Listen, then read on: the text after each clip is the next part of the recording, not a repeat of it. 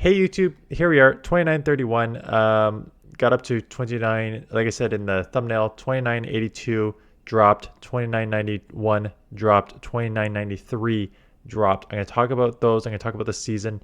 I'm going to talk about the team, and then I'm going to talk about the team first, how to play it, and then a lot about the season, because a lot of the problems of the season are also going to carry over to next season.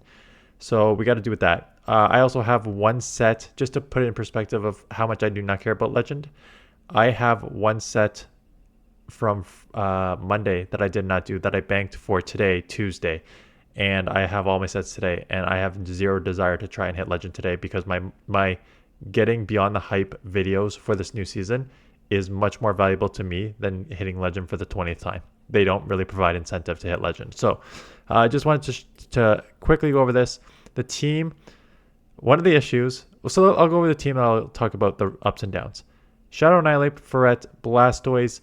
Blastoise and Ferret can both act as safe swaps depending on what you see on the lead. If I saw like a Jump Pluff or any flyer, really, I went to Ferret. If I saw a Zoomerl, I went to Blastoise. Otherwise, played out a lot of the leads. You can, do pretty well just with Blastoise on the lead with that counter Shadow Rage Twist damage. I'm not going to comment on these battles. You can watch them. Basically, again, just play out pretty much all these leads. I'll shield this, Rage Fist, and then decide what I want to do. Okay. There's like 6 or 7 things going on here that were issues with this season for me. Let me start with my own self-inflicting wounds, because I think you need to look at yourself first before you start blaming the game and everything else. Self-inflicted wounds. I was at 29-20 heading into last week's Catch Cup.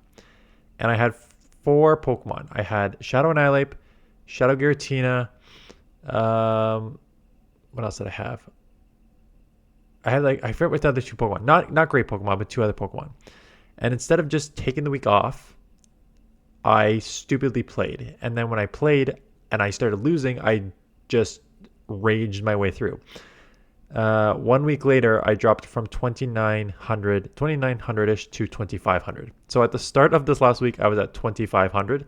So this team here is actually a 493 elo team, plus elo team, because I went from 2500 to 2993 with this team. So that's one, my fault for playing that week. But the team work, the team actually was great. You have 2 bulky Pokemon in the back, and now they can Rage Fist its way through a lot of matchups. You can catch on either or if you want to here. Blastoise is very safe. Ferret is very safe. Whether Ferret is as safe next season, we'll see. But like again, here, chipped with Ice Punch coming in here, you just take the moves. So I really like the team. Second thing that was my fault. I've already kind of gone over how over the years, and we'll talk about the player base as like an issue for next season too. But over the years, the player base is just getting smaller and smaller, and the people who are playing are just getting better and better. And I have, on my best days, I can play with anyone. I think I've showed that at not last year's Toronto, but 2 like Toronto regionals ago, when I went through like 4 fantastic battlers to get to the finals of Group A in the Toronto regionals, right? I've beat, I lost to JJN, and in like here I beat JJN in one of these, like not these matchups this week, but I beat him earlier in the season. Like on my best, I can deal with anyone.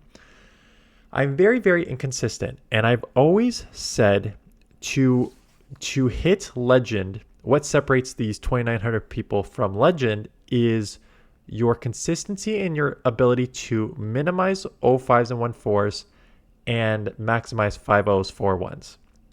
And I did the exact opposite of that this season. During the Go Battle weekend there, where you got 100 games in one day, 20 sets. In one of those 20 sets days, I went positive 16 out of the 20 sets. So 16 positive sets, 4 losing sets. On that day, I gained 7 elo, because what happened was I would go 3-2, 3-2, 3-2, 1-4, 3-2, 3-2, 4-1, 3-2, 0-5, 3-2, 3-2, 3-2, 1-4.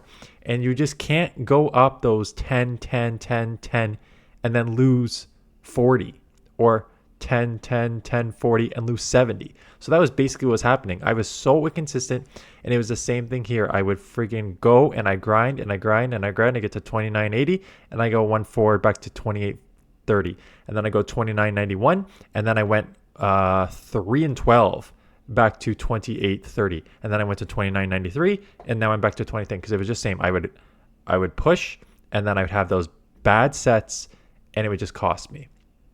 So the consistency was not there.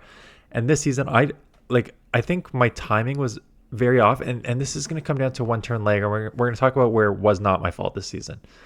I was caught on, if I played my full 25 games per day, I was probably caught on like 4 or 5 games. 4 or 5 games, my charge moves were being caught by my opponent. And some of that's probably just like my timing, but it's some of it was the one turn lag. Now, here's where it's not my fault.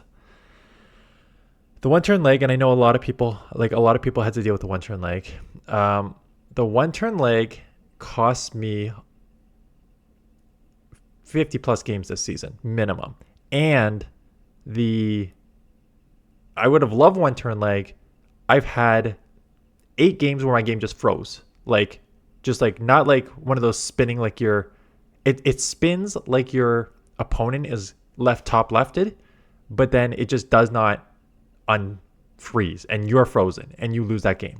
So there was like 8 or 9 games this season that I just lost that. So I lost like 50 to 60 games because of this stupid game in itself.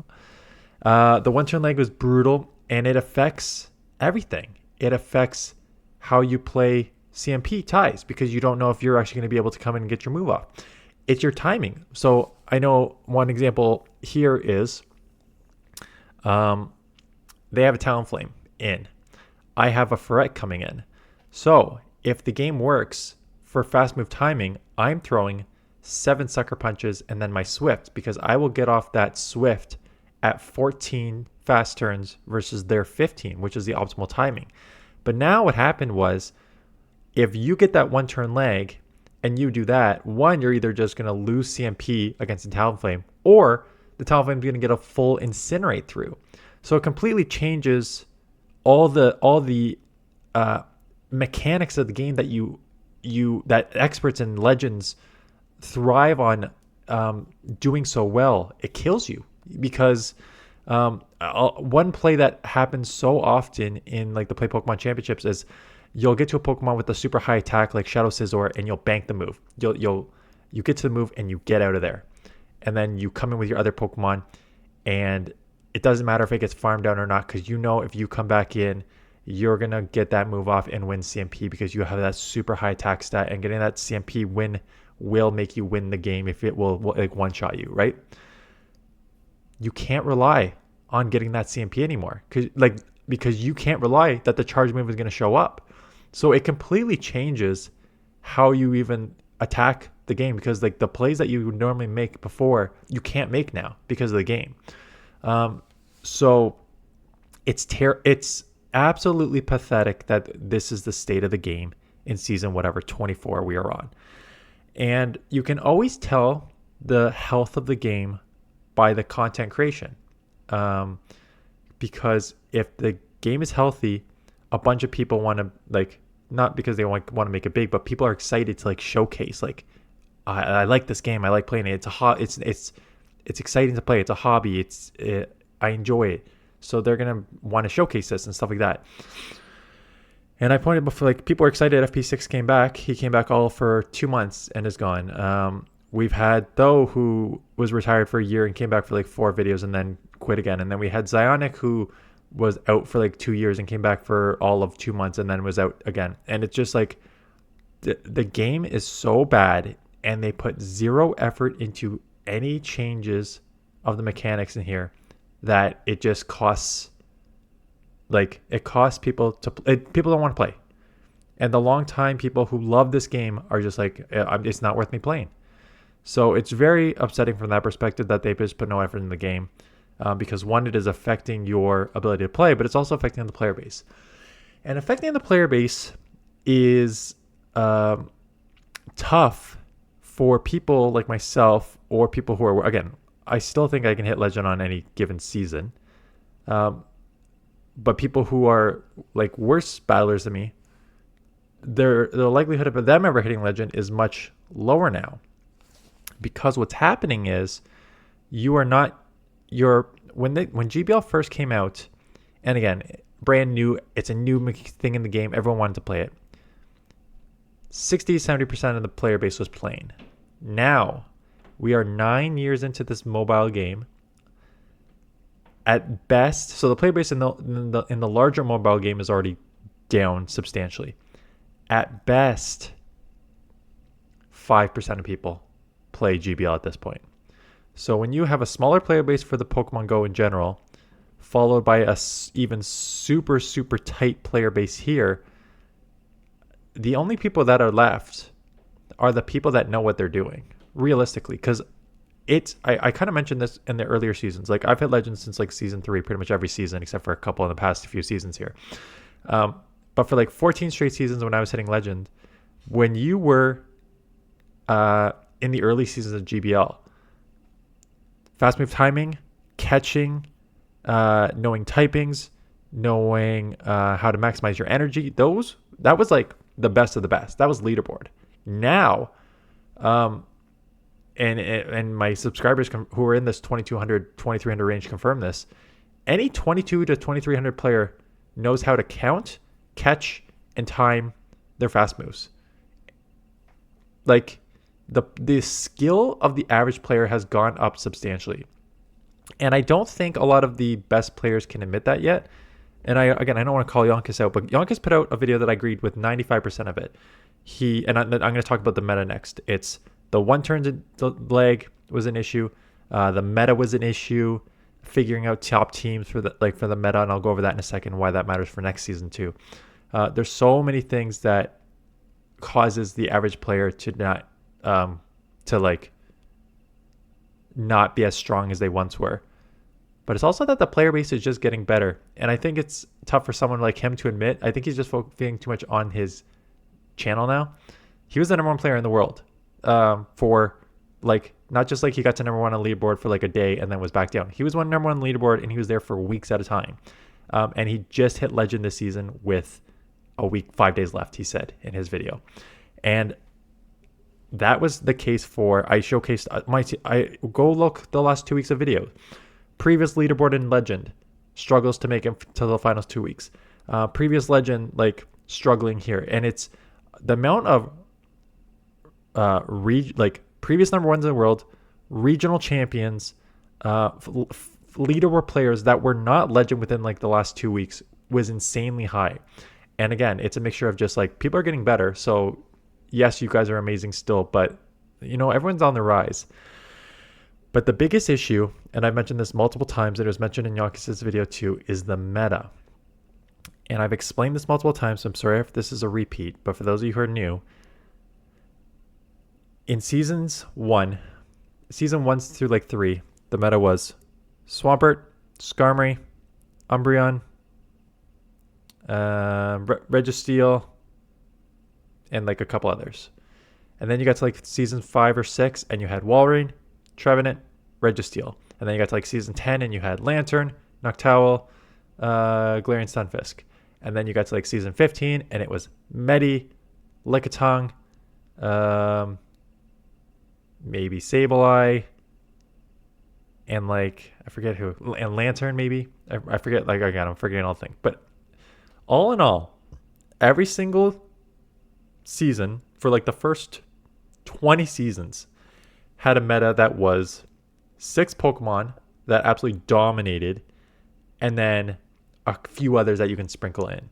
And what that allowed you to do is you knew how to team build, because you either went meta with these 6 Pokemon that had like in the One Shield sim like a 30 and 18 record that were just like almost must use. So you go those, or you go anti-meta. Hello, my Kanto Ninetales, that I was the first to discover that in the Trevenant, Walrein, Registeel core, realizing that it was an absolute core breaker. So you go anti-meta and find that. Or you try and go like anti-meta. You think like, okay, I'm going to have, what you do is you basically have like 1 or 2 of the main, and then you try to cover your sort of weaknesses against like the anti-meta of that Pokemon. So it was very, very, very easy to team build. Now, I will never crap on Niantic or Scopely, whoever it is at this point, for buffing moves for Pokemon that are otherwise useless. I think what they have done over the last 3 seasons has been fantastic. Giving a bunch of poisons more play, giving a bunch of bugs more play, giving a bunch of steals more play, potentially giving fire more play now, giving dragons more play. I think giving more opportunities to more Pokemon in the meta is great, and I will never be mad at a wider meta compared to like a small meta. Why I hate 3 typing leagues is because I do not want to play in a meta where 10 Pokemon, you just see the 10 Pokemon 90% of the times. I would rather have variety. However, with variety is the inability to find a team that works. And the days, again, this team went 493 ELO, but the days of finding a team that can run like this for a season is non-existent for a couple reasons. One, in general, even before the wide open meta seasons, for the last like 3 or 4 seasons, I've noticed this a lot. And I see, again, a lot of people just copy content creators' teams. And because we're pumping out so many teams, the meta now is changing too quick. So even if you had a few like strong Pokemon, I think that because of the content creation and because of how rapid the meta is changing, the meta itself is changing too much. So what may have worked as like a long-term team will not work because the meta is adjusting too quick. People are too quick on the realizing what the meta is and evolving. The second issue is you now have 70 to 80 Pokemon that are usable now. If you look at the ranking for this last season, PvPoke may have updated, but if you look at the ranking for the last season, you can go down to like the 60s, 70s, 80s, and in the 60s, 70s, 80s are Serperior, Blastoise, Drapion.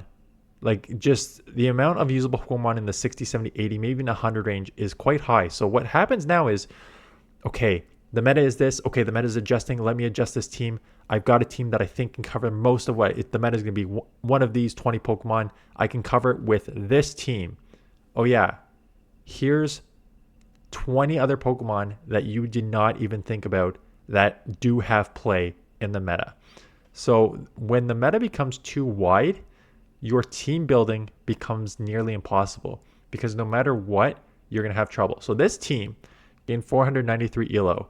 This team is brutal against fairies. A fairy lead is very tough because you're weak to fairy and then sucker punch is resisted, and the main fairy is the Dene. So that kills you. So that is like, again, so even though this team dominated and I'd still run this team, if I was going to run today, I would run with this team to try and hit legend. It has limitations, and that's just the way that the meta is. This end of the season, I got to 2980 something, 2990, and 2993 here. And then all 3 of those, when I got that high, were followed by 1-4 sets. Now, call it the meta is wide enough that these things happen, and Corviknight, actually I didn't even mind Corviknight lead. Corviknight lead would have been fine compared to some of the leads I saw. But the amount of, with Corviknight in here because of the community and Talonflame being used a lot, the amount of Jumpluff and Wigglytuff leads I got when I hit 2990 were beyond statistically impossible. So I got to 2993, and I'm like, at the end of, what day is today? Yeah, at the end of Saturday, I was at 2993, and I'm like, oh, this is great. I'm gonna hit legend first thing in my, because I had a good day. I had a good day on Saturday. I'm gonna hit legend in my first set, and I'll get my Pika Libre second or third set, and I'll showcase this, and I'll be able to bank the sets fine on Monday, or sorry, I think it was like Sunday. I forgot the day. Sunday I had a good time, and then Monday morning is when I was like, oh yeah, I'll just hit it Monday morning. Jumpluff, Wigglytuff, Talonflame, Gligar, Drifblim, and something else. 8 straight flying or fairy leads into my Annihilate. And I went 1-7. And I dropped. That's why I'm at 2930, because I like basically dropped and I could not recover. It would have been bad enough. It was just those on the lead. 6 out of those 8 teams had Dedenne in the back. So it was just like, I was screwed. Also, Legends, I will never be mad at a Legend for playing it out. Legends are under no obligation to throw. You don't know why a Legend wants to play out a match. They could be needing their Pika Libre. They can be wanting to make a leaderboard push. They can be wanting to get dust. They can be wanting to get the Pokemon in the track. So I will never be mad at Legends for not throwing. Thank you to a couple. I did have a couple Legends throw during this 2993 1-8 run, or 1-9. Like, it was just like brutal, just like absolutely shot. It killed my any momentum I had, and killed my like, okay, I'm not hitting Legend, and I don't care. During this, not only was I matched up with 9 straight Legends. First of all, I was matched up with 9 straight Legends that some of them were in like 3130 elo. So here I was at like 2993, and I was matched up with like a 3130 elo, which off the bat I was just like, what? Why am I matched up with someone so high? They can play, despite a lot of them just hard countering me with these like flyers and then the Dedenne in the back. Their play can only be described as someone who's in the final of the Play Pokemon Championship trying to showcase why they're the best. Like, no mercy. Like, just making sure that not only am I going to lose, that I'm going to feel the loss. So I was just like, it was just the most devastating end to what was a crap season anyways, right? The season of bugs, the leagues where the second league of the season, last one was like Ultra League and like a single typing or like a crappy league.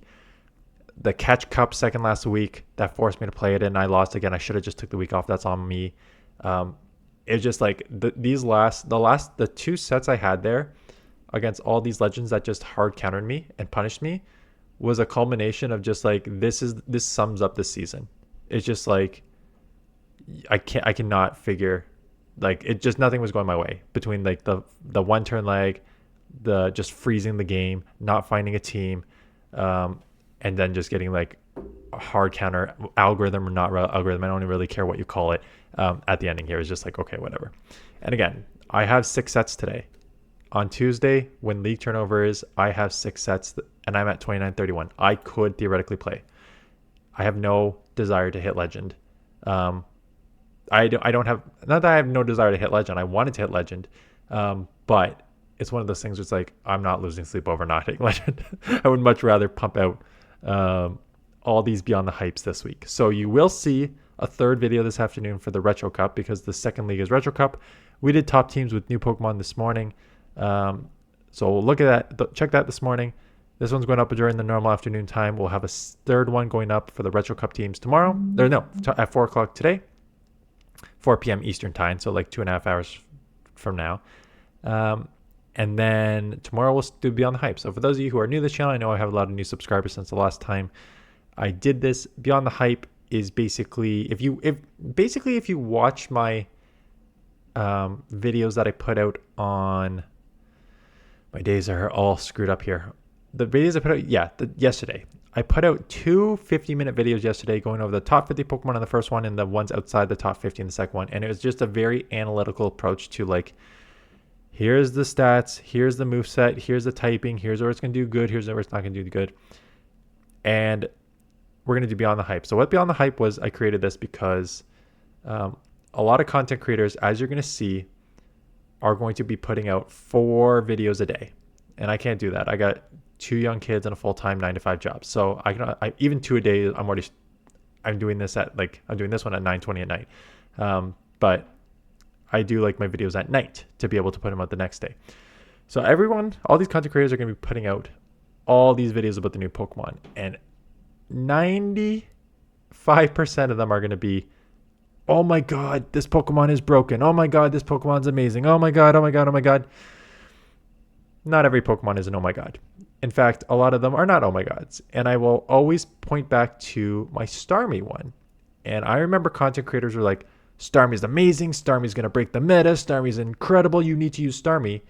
And I used it and I'm like, this thing's garbage. This thing's hot garbage. Like the typing's not good. The stats aren't good enough. Sidewave's a good move, but it just does not have enough going for it. And that's what I do in Beyond the Hype. I play with the Pokemon and I say, okay, yes, it's very exciting that this Pokemon got Psywave and yes, it makes it better, but it's not good because here are the 4 things that limit it. So no, you do not need to build it. And since I made that video and since that first week of that meta, like I think it was like 1 or 2 seasons ago, I've maybe seen 1 or 2 Starmies in 3 seasons because it was not good. So if you are wondering, all these new Pokemon in the top 50, are they good? Do I need to build them up? Are they going to be meta? Yes or no? You need to watch these Beyond the Hype because I will give you the honest review of whether you need to invest your dust and resources into these Pokemon to go from there. Now, there are some Pokemon that I can just tell, like Lapras was, like I'll just give you an example. Lapras had the stats, had the typing, had Sparkling Aura, which was an incredible move, and then got one of the best fast moves in the game. Those are just easy. Those are just like, yeah, this thing's going to be great. I expect Empoleon to be one of those. Like if you watched my video yesterday, I said Empoleon's basically going to be Feraligatr of the past seasons. An incredible fast charging fast move, Hydro Cannon, which you get to in only 10, which is one of the best charge moves in the game. And on top of just water being one of the best typings in the meta, you now have a secondary typing in steel, which also adds on like 4 or 5 resistances. Like there's some Pokemon that are just going to be like, they're obvious how good they're going to be. There's other Pokemon, it's very unclear based on just like looking at the stats, how they're going to play. So it's one of those, it's like you need to kind of test them out to see how they feel, how their place in the meta and stuff like that. So that's what we're going to do for this entirety of the week. So expect probably, I wouldn't be surprised if I do 2 a day for the entire week. So just stay tuned for those. Anyways, that is it. I appreciate watching, appreciate the support, even though I'm a washed up legend now. So with that, I'll say, yeah, check out the Retro Cup team this afternoon, and I'll see you guys in the next one.